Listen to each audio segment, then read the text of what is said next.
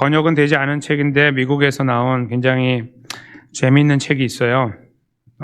재밌다는 건 즐거운 책은 아니고 인트레스팅하다는 말인데요.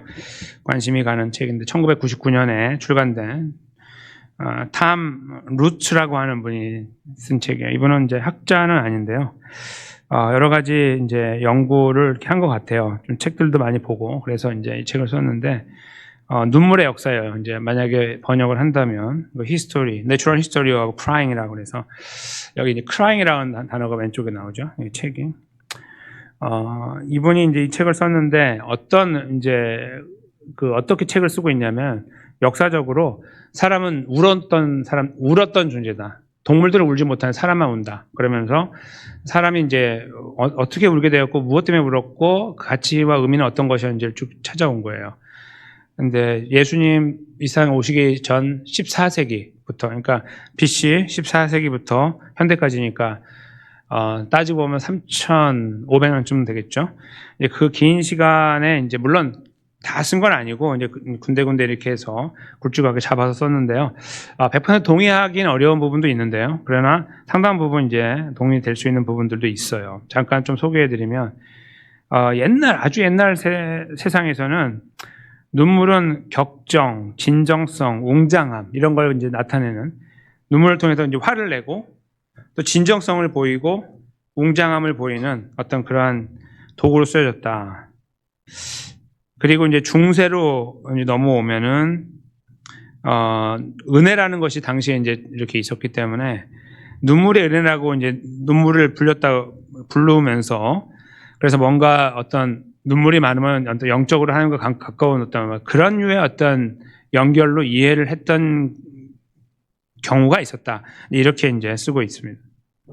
그리고 이제 그 다음으로 18세기로 넘어왔을 때는 감성주의의 열풍이 있었기 때문에 마치 눈물 흘리는 것은 도덕적으로 굉장히 이렇게 우수한 사람, 뛰어난 사람, 인품도 좋은 사람, 뭐 이런 것들을 상징하는데 눈물이 쓰였다고 그럽니다.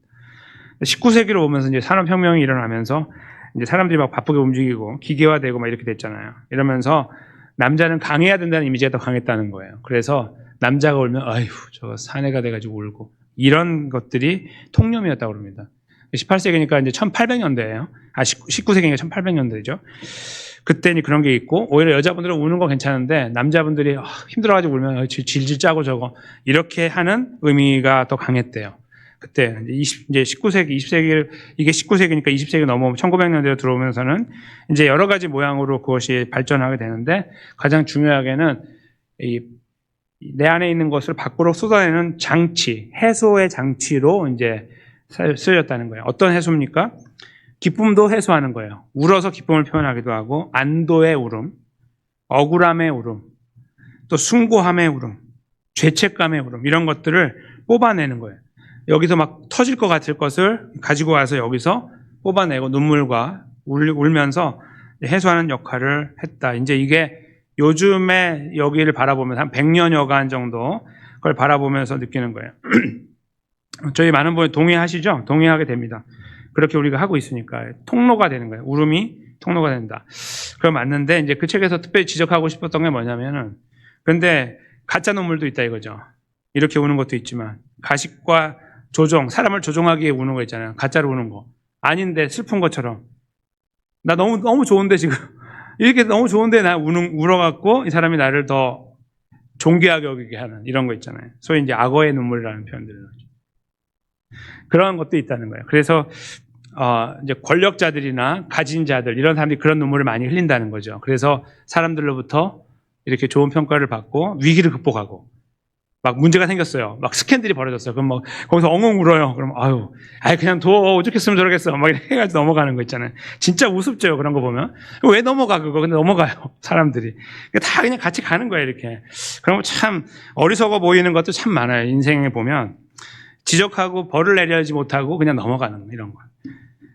그런 것들이 이제 다 눈물로 이제 작동되는 거예요. 그래서 그렇게 사람들이 움직여 나간다. 그게 이제 이 책에서 쓰고 있는 내용인데 굉장히 공감이 되는 부분이에요.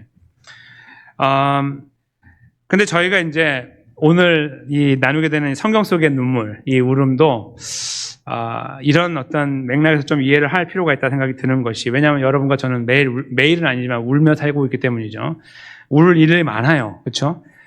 이렇게 남모르게 우는 눈물이 참 많잖아요. 이제 그런 눈물을 갖고 있기 때문에 본문을 저희가 예사롭게 보면 안 돼요. 굉장히 중요하게 봐야 되는 것이 굉장히 드물게 나오는 본문이에요. 우는 것이.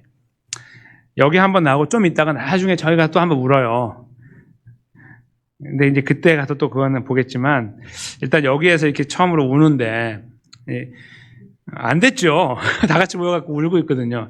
근데 이 울음에 대한 이야기를 좀 이제 저희가 나누려고 합니다. 이게 우리에게 무슨 의미를 주고 있으며, 그리고 우리의 울음 어떠한 울음이며, 그리고 울음을 생각할 때 우리는 무엇을 생각해야 되며, 이런 것들을 좀 우리의 삶의 문제들을 생각할 때 어떻게 살아가야 되는가, 어떻게 눈물을 이해하고 가야 되는지 이 말씀 속에 잠깐 떠올려 보면 좋겠습니다.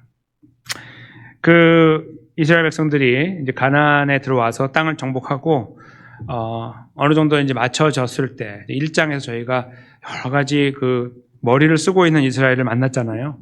하라는 거 안 하고 요리 피해가고 저리 피해가면서 자기 살 길 찾아가는 그런 모습들을 저희가 보면서 한심하기 짝이 없다라고 혀를 찼지만 이제 그럴 때마다 저희가 우리는 어떠한가를 돌아보면서 우리 삶을 반추할 수 있는 기회로 삼았었습니다. 2장을 이제 들어왔는데 2장부터 이제 분위기가 바뀌기 시작해요. 이제 2장부터 쭉 흘러가는 이야기에서는 이제 어떤 의미에서 재밌는 이야기가 시작된다고 볼 수 있어요. 옛날 이야기 쫙 이렇게 사건들이 막 벌어지니까. 근데 그 사건들 하나하나마다 비참한 일들, 눈물의 이야기들이 이제 펼쳐지게 되죠. 근데 이 2장 1절에서 5절은 그리고 넘어가는 다리 역할을 하는 거예요. 그래서 이제 여기 1장에서 이렇게 이스라엘이 망가졌다 하는 이야기를 보여주면서 이것에 대한 하나님께서는 어떤 마음이실까를 이제 여기서 읽는 거예요. 그리고 하나님께서 앞으로 어떻게 하실까를 이제 읽는 거예요. 그 내용을 제가 읽는데 잠깐 들여다보면 이래요. 여호와의 사자가 길갈에서부터 보김으로 올라왔죠. 여호와의 사자는 천사를 이제 보통 말하니까 천사가 이제 나타나서 메시지를 전달했다라고 이제 볼 수 있는데 왜 길갈에서 왔을까요? 천사는 어디에서 와야 되죠?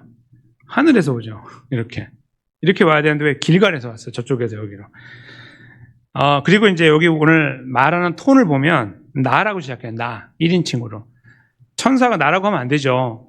여호와께서 이렇게 해야 되잖아요. 근데 자기가 하나님인 것처럼 나라고 이야기하고 있어요. 그래서 이걸 놓고 이제 여러 가지 저명한 학자들의 해석은 이러해요. 첫째는 이건 하나님께 직접 아주 강조해서 말을 전달하고 있는 거다. 그래서 직접 화법으로 쓰고 있는 거다라는 거고 저는 충분히 동의하고요. 또 하나는 길갈에서부터 왔다는 말은 이제 길갈이 어떤 곳인지를 생각해 보면 이제 이해가 좀 된다 하는 거예요. 동의하는 내용이 뭐냐면 길갈은 이스라엘의 센터가 됐었어요. 이스라엘이 요단강을 건넌 다음에 가나안에 정착할 때 센터가 돼요. 거기가 이렇게 그들이 계속해서 머물면서 여호수아가 머물고 지시를 내리고 움직여 나가는 센터가 되었어요. 그래서 거기는 어떤 의미가 담겨 있냐면 하나님의 승리, 하나님의 은혜, 하나님의 도우심, 하나님의 격려, 하나님의 지키심 이러한 것들이 거기에 담겨 있는 곳이에요. 근데 그 사자가 그 자리에서 떠나서 복임이라는 새로운 장소로 이렇게 왔다는 말은 이제 그 일은 다 끝났다 그런 의미다. 이렇게 이제 해석을 하는데 저는 그 부분에 거의 99% 동의합니다. 왜냐하면 앞으로 전개될 내용 속에 그런 모습이 나타나기 때문이에요. 더 이상 옛날의 그런 모습들이 사라지고 이제 그리로 돌아가지 못해요. 지금부터는 새로운 시작을 알리는 거예요. 이제 그 내용이 어떤 것인지 일단 나오는데요. 이제 올라와서 그들에게 이야기를 하는 거예요. 여기 1절하고 2절 앞부분까지가 이제 여호와 하나님의 말씀인데 이렇게 기록되죠. 내가 너희를 애굽에서 올라오게 하여 내가 너희의 조상들에게 맹세한 땅으로 들어가게 했다. 올라오게 하고 출애굽을 시켜줬고 광야 지나서 여기 약속의 땅에 들어오게 했다. 또 내가 이르기를 내가 너희와 함께한 언약을 영원히 어기지 아니하리니 내가 너희들하고 약속한 걸 내가 꼭 지킬 것이니 그런 말이죠. 너희도 해야 된다. 그것이 2절인데 너희는 이 땅의 주민과 언약을 맺지 말며 그들의 제단을 헐라. 이렇게 이제 내가 너희에게 명령을 내렸다는 거예요. 실제로 이제 제가 이게 어디 기록되어 있냐면 저희가 이제 함께 적게 될 신명기에 기록되어 있는데요. 7장 2절하고 5절을 제가 이제 읽어드릴게요. 앞에 나와 있지만 내 하나님 여호와께서 그들을 내게 넘겨 내게 치게 하시리니 그때에 너는 그들을 진멸할 것이라. 그들과 어떤 언약도 하지 말 것이요 그들을 불쌍히 여기지도 말 것이며. 이게 첫 번째죠. 진멸하라. 1번. 2번 5절에 오직 너희가 그들에게 행할 것은 이러하니 그들의 제단을 헐며 주상을 깨뜨리며 아세라 목상을 찍으며 조각한 우상들을 불사를 것이니라. 아멘. 이렇게 하나님께서 모세를 통해서 이스라엘 백성들에게 계속 거듭 강조하고, 특별히 신명기는 이제 마지막이기 때문에 마지막 순간에 설교 내용이거든요. 일종의 이렇게 고별 설교 내용이라고 보면 돼요. 그걸 기록한 거예요. 그러니까 이제 마지막에 모세를 통해 하나님 마지막으로 하고 싶은 말씀 뭡니까? 이거야. 여기 주셨다고 보시면 틀림없는 거예요. 그러니까 얼마나 이 부분에 대해 하나님께서는 진심을 담아 두고 계시는지를 알게 되고, 거기 조건을 두시기 1절에 아까 제가 말씀드린 읽은 것처럼 내가 너희와 함께한 언약을 영원히 어기지 아니할 것, 나도 어기지 않을 테니 너희들도 그렇게 해야 된다라고 명령을 하고 계시는 거예요. 그렇게 하셨다는 거죠. 그런데 이제 가나안 땅에 들어와서 지금 시간이 정확하게 얼마나 흘렀는지 모르나 한 10년 안팎 될 것 같아요. 안 정도, 10년 안쪽으로 강 건넌지. 왜냐하면 강 건너서 한 5, 6년 정도 정복을 하고 이제 여기 이르렀거든요. 좀 있으면 이제 여호수아가 하나님의 부름을 받잖아요. 이제 그런 과정들, 요런 저런 것들 다 따져가면서 볼 때에 느낌이, 물론 이제 이미 받았지만 그 시간, 여호수아의 그런 죽음 이런 문제까지 다 떠나서 저희가 본다면은 10년 정도 되지 않았을까 이제 생각이 들어요. 그러니까 아주 시간이 많이 지나가지고 그때가 모세가 무슨 말을 했더라 이렇게 생각하지 않은 그런 때라고 보고, 또 모세가 지금 이걸 성경으로 남겼기 때문에 가지고 있잖아요. 그러니까 충분히 다 알아들었고 기억할 수 있는 일인데, 이 부분에 대해서 그들이 어떻게 했는지가 딱 기록되어 있는 거예요. 어찌하여 그리하였느냐, 내 목소리를 듣지 아니하였느니라. 그러니까 거기가 내가 그렇게 하라고 했는데, 거기 2절 중간에 너희가 거기에 했는데 그러나 이렇게 붙어 있어요. 그런데 너희는 내 목소리를 듣지 않고 반대의 길로 행한 거죠. 그런 다음에 이제 그걸 놓고 하나님께서 이제 이렇게 지켜보시는 거예요. 이게 몇 년 지나지도 않았는데 얘들이 이렇게 무너지고 나는 약속을 지키고 있는데 안 하고 있는 이런 것들을 바라보면서 하나님의 결심을 이제 말씀하는 거예요. 그러므로 3절에 내가 또 말하기를 내가 그들을 너희 앞에서 쫓아내지 아니하리니 그들이 너희 열뿌리의 가지가 될 것이며 그들의 신들이 너희에게 올무가 되리라. 이 말씀은 아까 여기 신명기 7장 2절하고 5절을 제가 읽었는데 그 앞뒤를 살펴보시면 나오는 내용이에요. 만약에 이렇게 하지 않으면 너희가 그렇게 의존하고 있는 그들이 너희에게 가시가 되고, 너희가 그렇게 의존하고 있는 그 신들이, 우상들이 너희에게 올무가 될 것이다 이렇게 말씀하셨거든요. 그 내용을 여기 갖고 온 거예요. 그러니까 앞으로 내가 원래 약속한 것이 이거니까 이렇게 할게, 너희는 안 했으니까 난 이렇게 하겠다라고 선포하신 거예요. 무서운 일이죠. 이제 앞으로 지금까지는 이렇게 우여곡절이 많이 여기까지 왔는데 앞으로 이렇게 하겠다고 하신 말씀은 그들에게 큰 충격이에요. 그것이 이제 4절에 표현되어 있는 거예요. 충격을 받은 그들이 여호와의 사자가 떠나고 나서 어떻게 했습니까? 소리 높여 울었어요. 여기 4절에 보면 이제 지금 말을 하고 나서 떠났거든요. 떠난 거예요. 떠난 다음에 백성이 자기네끼리 모여갖고 그 이야기를 듣고 나서 소리를 높여 울었어요. 얼마나 슬펐을까요? 그렇죠? 근데 이 울음이 이제 어떤 의미냐 이거예요. 진실성이 있느냐 없느냐. 얼마나 슬펐겠냐. 뉘우침도 있었겠고 뭐 그렇게 생각할 수 있죠. 좀 좋게 봐주면. 근데 그렇지 않아요. 이제 그래서 그 땅 이름도 우는 자라고 하는 복음이라고 지었다고 이제 5절이 쓰고 있어요. 그들이 거기서 여호와께 제사를 드렸는데 이게 어떤 제사일까 생각해봐요. 이제 교회 밖에서, 복음 밖에서 이제 샤머니즘에서 하는 액땜 같은 거 아니었을까? 액땜 국 같은 거 있잖아요. 잠재우려고. 신들이 막 진노했어. 좀 잠재우자 이런 거. 그런 거 아니었을까 생각해요. 이들이 이미 그쪽에 많이 물들어 있기 때문에 신들이 진노하면 안 된다. 뭐 이런 거 있잖아요. 그래갖고 이제 잘해주고 이런 거 배우잖아요. 거기서. 야, 여호와께서 화가 나셨는데 우리 그래 제사 한번 드려갖고 한번 풀어보자. 이런 거 아니었을까 생각해요. 저는 그 이상은 아니었다고 생각합니다. 이제 왜 제가 이렇게 그들의 그 눈물을 이렇게 저급하게 평가하는지. 그들이 운 것을 잠깐 보면 4절에 소리를 높여 울었어요. 그러니까 이제 막 떠나가게 울었을 수 있어요. 막 엉엉 울었겠죠. 근데 그 울음이 혹시 악어의 눈물이 아닐까? 이런 거예요. 왜 그렇게 보냐면 6절부터 시작하는 내용이 기가 막힙니까?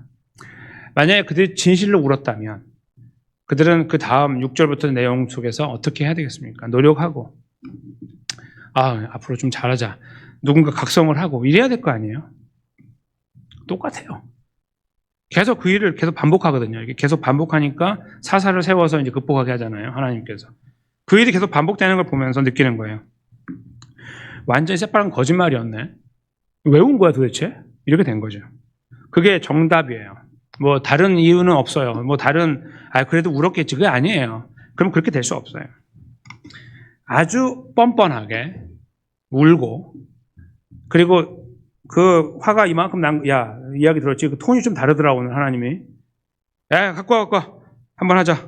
뭐 이런 거 한 거예요. 그냥 쑥. 그래서 뭐 받거나 말거나. 왜요? 복은 받아야 되겠고 벌은 받으면 안 되겠고. 그들은 지금 가나안의 신들을 섬기고 있으나 그러나 아버지로부터 들은 이야기가 있고 어머니로부터 들은 이야기가 있고 또 가끔씩 할아버지 할머니 이야기도 떠오르고 그러니 붙잡고는 있어야 되겠고 그러고 지금까지 대충 이렇게 왔는데 갑자기 이렇게 세게 말씀하시네. 아이고 큰일이다 하면서 우는 울음이 아니었을까 이거예요. 여기 이상 뭐가 여기 있겠습니까? 악어의 눈물보다 더 심한 눈물이죠. 가식적인 울음이고 위기를 모면하려는 거고 이제 하나님 없으면 어떡하지? 그래도 하나님도 가끔씩 악세사리로 끼고 있으면 도움이 된 것 같았는데 이제 없어진다고 하니 큰일 났다. 뭐 이런 어떤 자기 안위를 걱정하는 그런 차원에서의 눈물이었을 가능성이 높습니다. 너무 이기적인 거죠. 그렇게 그들은 울었어요. 그래서 저희는 이 울음을 보면서 존귀한 어떤 대단한 진실됨을 발견하기보다는 인간이 가지고 있는 그 한계, 그걸 여기서 이제 느끼게 돼요. 그 한계는 처음부터 어긋나 있는 거. 처음부터. 그러니까 이 이스라엘 백성들이 이렇게 너무나 사랑을 많이 입었고 만나를 먹었던 사람들이 아니에요. 여기 지금 대부분 다 만나 먹었던 사람 들어왔을 거 아니에요. 여기 있는 사람들은. 그런 하나님이 그렇게 하신 기적들을 쭉 보면서 왔던 사람인데 어떻게 이렇게 하루아침이 아니라 그냥 어떻게 이렇게 순간순간마다 등을 돌리면서 자기 살 길을 찾아나가는 이런 행위를 할 수 있을까? 이렇게 생각을 하면은 이게 그냥 뭐 아무리 잘해줘도 소용없다는 걸 알게 되는 거예요. 뭐 집을 그냥 갑자기 이렇게 딱 지어줘가지고 집에 살게 하고 성에 살게 하고 과일나무 많이 줘가지고 갑자기 농사 안 지어도 먹고 살고 이러면 다 달라질까요? 천만의 말씀이에요. 이게 그걸 보여주는 거예요. 그게 아니라는 것을.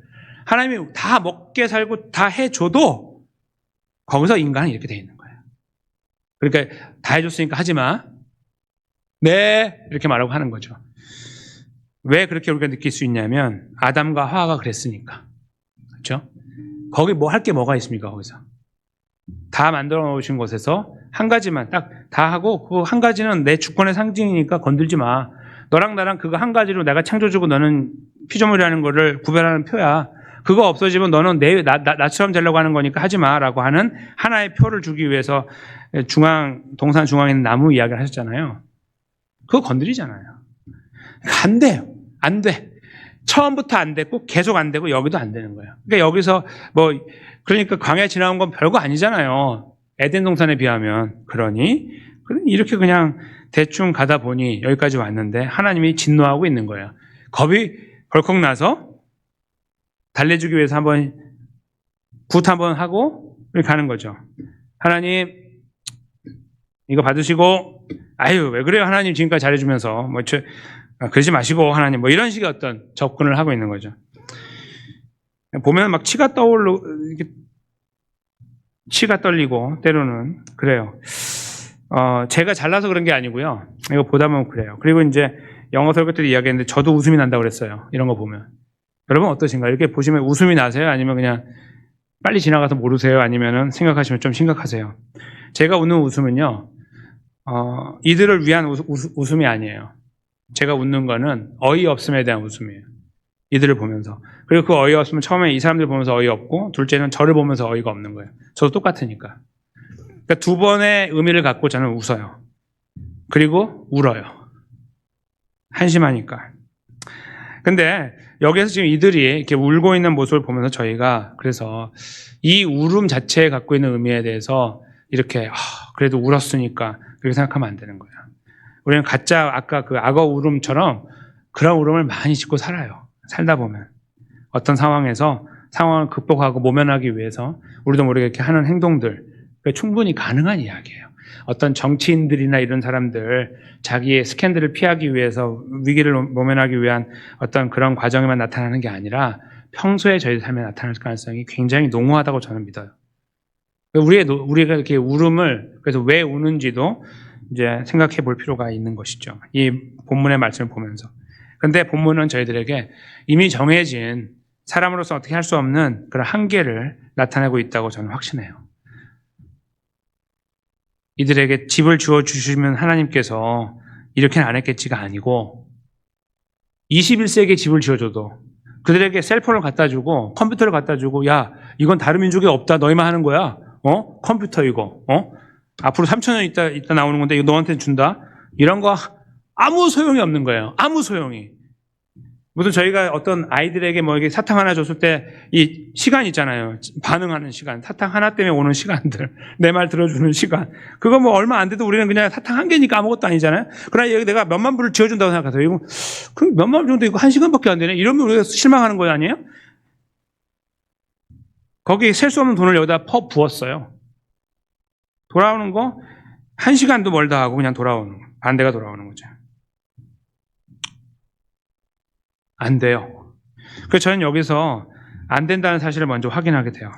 이들을 보면서 이들에게 침을 뱉고 아유 사람들이 왜 그렇게 했어 하는 그런 이야기가 아니라 이들을 바라보면서 우리도 이 가슴이 저려오는 것을 조금씩 느끼게 되는 거예요.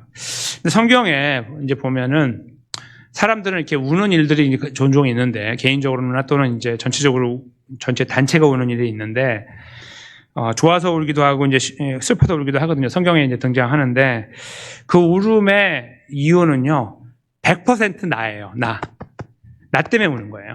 아니면 내 식구 나와 관계된 요만큼 이게 어쩌는 의미에서 좀 크면은 나라가 될 수 있는 거죠. 요렇게 울어요. 요거 위해서. 즉 사람의 울음은 사람을 위한 울음이에요. 반드시 나를 위한 울음.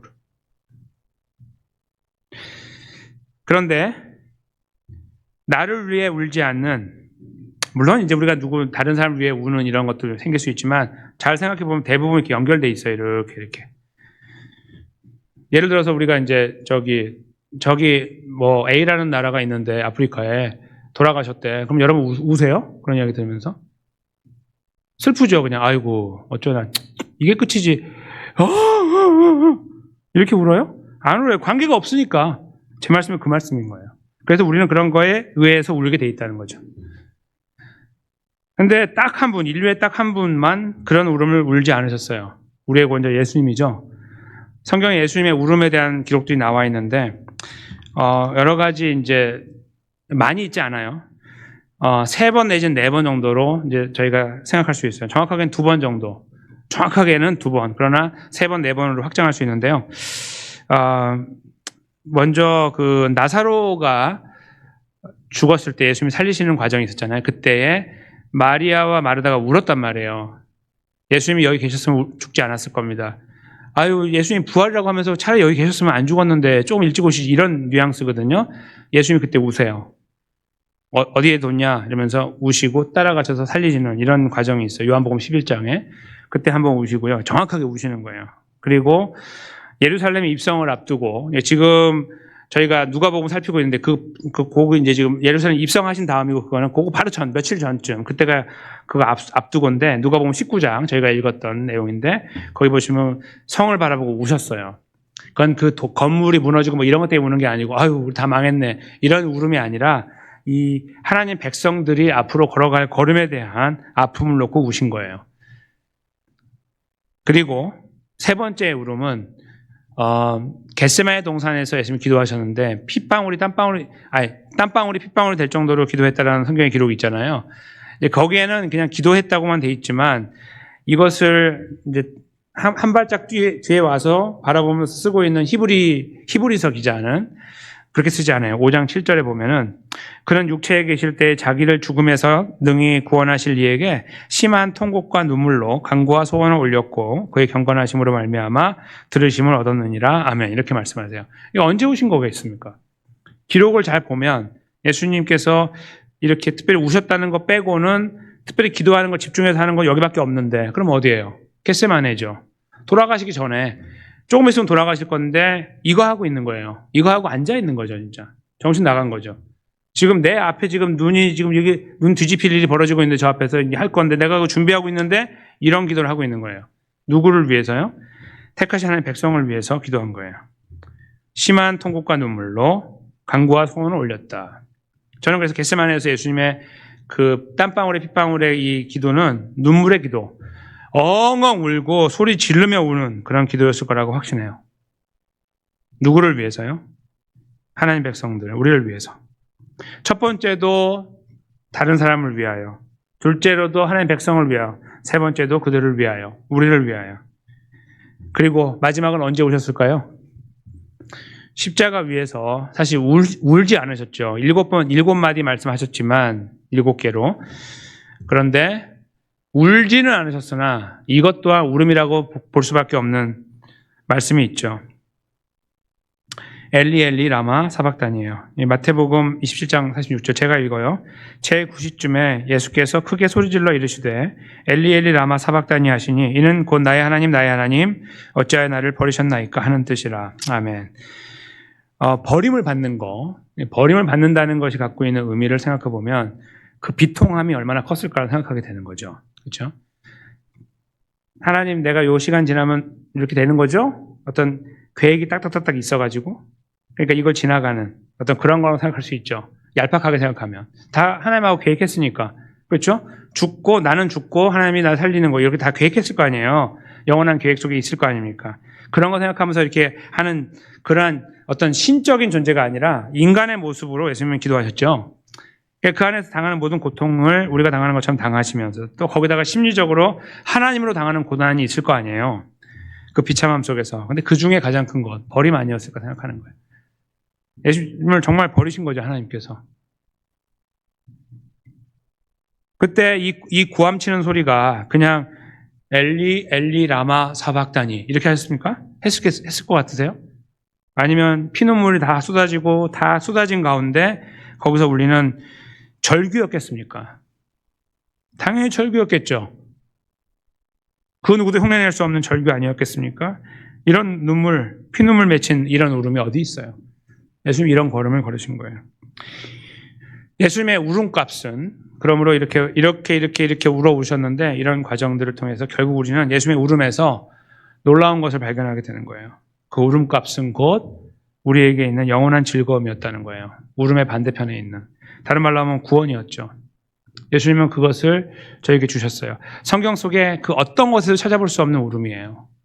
많은 사람이 울고 있는데 다 그냥 뭐 이렇게 다 연결돼가지고 아니면 대부분 자기고 아니면 돌아서 이렇게 도는 거예요.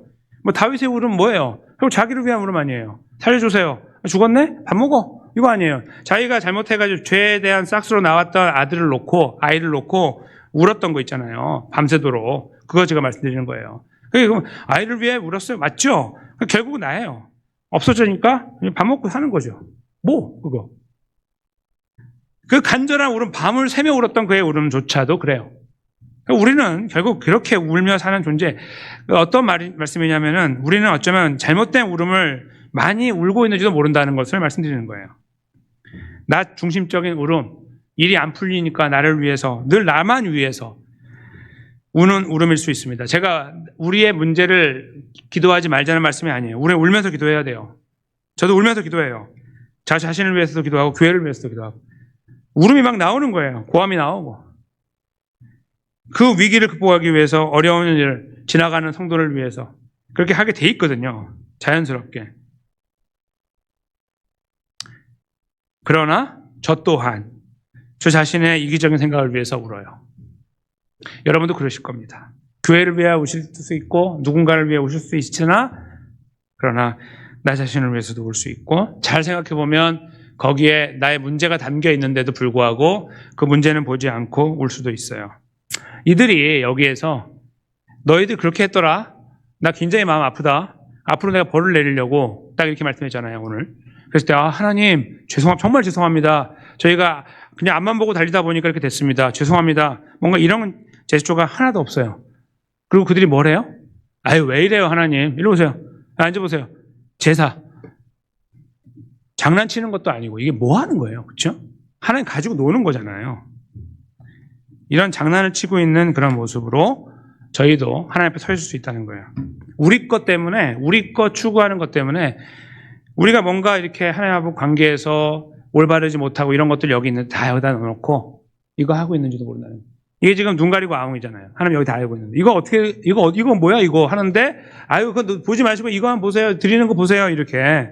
이렇게 우리가 하며 살아가고 있는 모습이 충분히 가능하고 어쩜 우리는 거기에 많이 중독되어 있는지도 몰라요. 별로 안 보일 정도로. 그런 사람들이 이제 이스라엘이 걸어오면서 그들이 했던 행동의 대표적인 게 뭐냐면 이거예요. 하나님께 제사 한번 드리면 되지. 이렇게 하는 거에 버금가는 행동이 뭐냐면 옷 찢는 거예요. 옷 찢는 거. 이스라엘 백성들은 옷을 찢어요. 슬프면. 뭐 한국 사람도 옷을 찢겠죠. 너무 힘들면. 이제 사람마다 다르니까 환경이. 그래서 뭐 이렇게 어려운 일이 생기면 울면서 막 찢는단 말이에요. 이렇게. 근데 대부분 뭐 때문에 찢냐면 하나님께 너희들 이제 벌 줄 거야. 뭐 이런 거 들으면 옷을 찢어요. 기가 막히죠. 진짜 속이 다 보여 이렇게. 완전히 다. 그런 인간들이에요. 근데 그렇게 하면서 옷을 찢고 있는 그들에게 하나님께서 하신 말씀이 있어요. 야, 옷 찢지 마. 아까워. 세이브해, 세이브. 그리고 하신 말씀, 요엘서 12장 보세요. 여기 뭐라고 되는지. 옷을 왜 찢어, 아깝게? 왜 찢어, 그거? 옷 찢지 마. 마음을 찢어. 이렇게 말씀하는 거죠. 마음을 찢는다는 건 뭐냐면 너희 하나님께 돌아오는 거예요. 그러니까 맨날 이거 옷 찢고서 이거 사람들한테 보여주고, 너 찢었네? 나 찢었는데. 아유, 우리 찢었어. 뭐 이런 거 하고 있는데, 무슨 장난치고 있는데, 하나님 앞에서. 그거 하지 말고, 왜 엄한 옷을 찢냐, 너네? 이렇게 말씀하는 거예요. 세이브해. 안 줄 거야, 이제. 뭐 이런 거겠죠? 마음을 찢어. 하나님 앞에 와서. 그런 말이에요. 이게 지금 사실은 이 구약 안에 흘러나오고 있는, 성경 속에 흐르고 있는 정신이에요. 하나님의 마음이에요. 울고 싶어? 왜 울어? 뭐 때문에 울어? 아니, 하나님께 저한테 복을 안 주신다고 그래가지고, 벌 내린다고 그래가지고. 찢지 마. 그냥 마음을 찢어. 다른 말로 바꾸면, 돌아와, 나한테. 하나님 용서해 주세요. 이거예요. 아무것도 하지 말고. 그냥 옷을 두고, 하나님 잘못했습니다. 이거예요. 이거 하라는 거예요. 장난치지 말라 이거죠. 내 앞에서. 이것이 하나님께서 하나님 백성인 저희들에게 이 눈물의 이야기를 하면서 울음의 이야기를 하면서 우리를 돌아보고 있을 때 주시는 말씀이에요. 예수님께서 십자가에 이제 돌아가시기 위해서 겟세마네로 죄송합니다. 골고다로 가셨잖아요. 골고다라는 곳으로 이제 가서 거기 돌아가실 때 골고다의 다른 이름은 갈보리예요. 근데 그곳에 돌아가실 때에 올라가실 때 사람들이 울었어요. 근데 그 울음의 대상들이 이제 저희 생각에는 그래도 예수님을 슬퍼하는 사람이 있었네 이렇게 볼 수 있는데 지금 그것을 학자들은 어떻게 이해하고 있냐면 당시에 이런 사람이 있었어요. 돈 받고 울어주는 사람. 제가 예전에 한 말씀드렸어요. 이렇게 초상집에 가서 이제 예를 들어 식구가 많으면 다 울어주잖아요. 근데 그렇지 않은 사람들을 위해서 돈 주고 사요. 이리 와. 여기서 울어준단 말이에요. 그런 사람이 있었어요, 당시에. 근데 이분들이 그랬을 가능성이 많다고 봐요.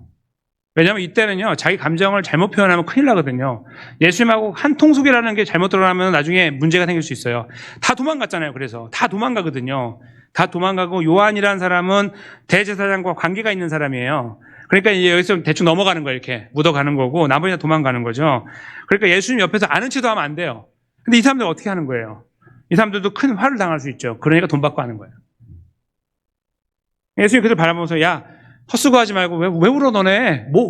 돈 받았어? 돈 얼마 주대? 이런 거예요. 울지 말라는 말이. 누가복음 23장 28절에 대신에 이렇게 말씀하죠.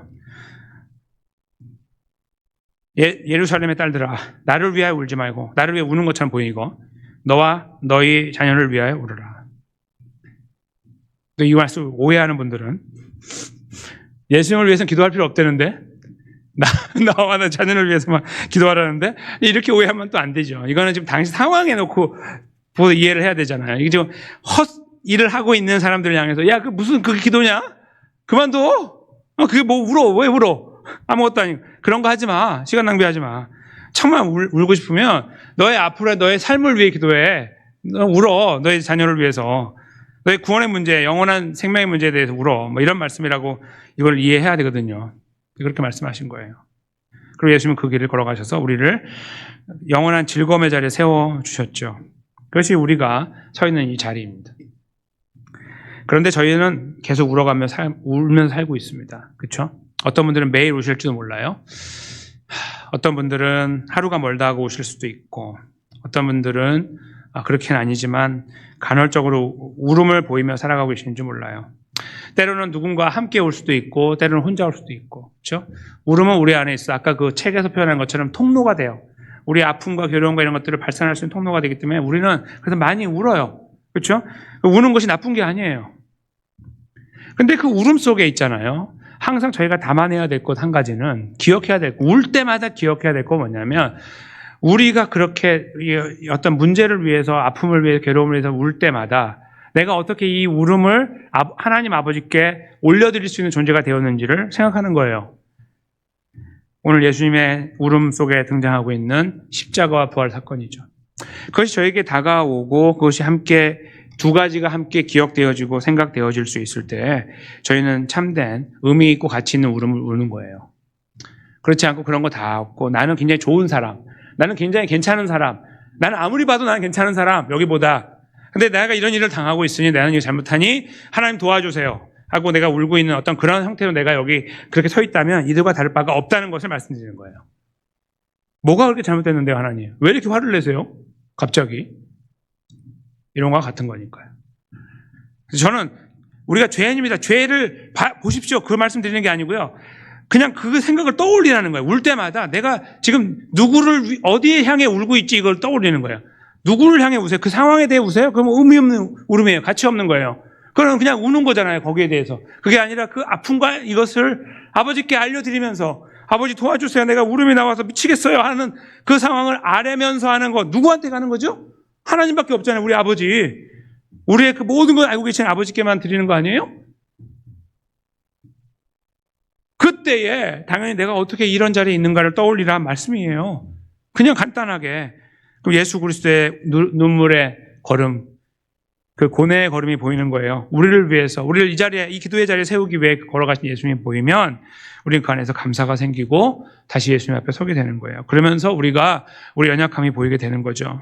우리는 거기서 뉘우치게 되고 뉘우침의 눈물까지도 아버지께 올려드리게 되는 거예요. 저는 그것이 우리가 눈물을 흘릴 때마다 갔으면 하는 길이에요. 가끔 사람이기 때문에 그렇게 못할 수도 있겠죠. 울고 끝날 수도 있어요. 너무나 억울하고 힘드니까. 뭐 그런 시간을 지나갈 수 있죠. 그럼에도 불구하고 이 말씀을 꼭 기억하면서 우리가 운다는 것은 우리가 여기서 지금 우는 것에 대한 값은 과연 무엇인가를 생각하는 거예요. 그것은 나에게 평안을 주고 이 문제를 해결하는 이런 일반적인 사람들의 생각에서 거기 머무는 것이 아니라 내가 이렇게 울 수 있다는 것은 하나님의 은혜임을 기억하면서 그리고 하나님을 내가 이렇게 의지할 수 있다는 것 하나님의 은혜임을 기억하면서 우는 거예요. 하나님 도와주세요. 살려주세요. 죽을 것 같아요. 숨이 막혀요. 견딜 수가 없어요. 너무 슬퍼요. 너무 암담해요. 앞이 안 보여요. 왜 나는 저 사람하고 달라요? 나는 왜 상황이 이래요? 이런 것들이죠. 우리는 그런 것들로 인해 늘 주님 앞에 엎드릴 때마다 눈물의 골짜기를 지나갈 가능성이 많아요. 그럴 때마다 우리가 그 자리에 서 있음을 위하여 서 있을 수 있도록 우리보다 먼저 가장 극심한 눈물의 골짜기를 지나가신 우리의 구원자 예수 그리스도를 떠올리는 거예요. 그날을 불쌍히 여겨달라고 나의 아픔을 함께 나누어 달라고 기도하는 거죠. 저는 그것이 이 울음을 올바르게 우는 하나님 백성의 걸음이라고 생각해요. 그 걸음을 걸을 때요, 여러분께서는 이 땅에서 하나님의 역사하심을 경험할 수 있어요. 문제를 해결하시고 원수를 물리쳐주고 기쁨을 주실 수 있어요. 그러나 그렇지 않을 수도 있어요. 왜요? 요한계시록 말씀 때문입니다. 우리가 이 말씀만 읽고 말씀을 마칩니다. 모든 눈물을 그 눈에서 닦아주시니 다시는 사망이 없고, 함께 읽어요. 애통하는 것이나 곡하는 것이나 아픈 것이 다시 있지 아니하리니 처음 것들이 다 지나갔음이러라. 아멘. 저희는 이 순간을 향해 갑니다. 연세가 저보다 높으신 분들은 얼마 안 남았죠. 그게 얼마나 될지 몰라요. 우린 몰라요. 그렇지만 저보다 높으신 분들은 그래도 70년 이렇게는 아니잖아요. 그렇죠? 120세까지 사신다 몰라도. 그렇지 않고 시간이 얼마 남지 않았어요. 어쩌면 제가 제일 먼저 갈 수도 있어요. 하나님, 그렇죠? 우리는 아무도 모르는데 그 시간은 주님만, 하나님만 아시는데 그 앞에 섰을 때 주시는 거예요. 마지막이에요. 지금 엉엉 울고 힘든 시간들 지나요. 주님의 우리를 눈물을 닦아주시죠. 근데 그 시간이 없는 것처럼 여겨지고 내가 너무 괴로워요. 너무 힘들고 아프고 주저앉을 것 같아요. 그 순간에 우리가 바라봐야 될 것이 바로 이 말씀이라는 거예요. 우리 거기를 향해 가고 있어요. 얼마 안 남았어요.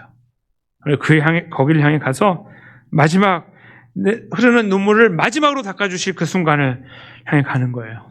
다시는 눈물이 없는 것, 곡하는 것, 애통하는 것 없는 곳, 아픈 것, 사망 없는 그곳에 우리가 갈 때까지 우리가 이 걸음을 잘 걸을 수 있도록 주님을 의지하는 겁니다. 주여, 나를 불쌍히 여기소서, 나를 붙잡아 주옵소서. 이 눈물의 골짜기 속에서 나의 편에 서 계셔 주시고 나를 강한 오른팔로 견딜 수 있도록 나를 지탱하여 주십시오. 이렇게 기도하면서 저의 삶의 걸음을 걸어가는 것입니다. 그 자리에 저와 여러분이 이번 한 주간 힘있게 세워지는 은혜를 누리게 되시기를 예수님의 귀하신 이름으로 간절히 축원합니다.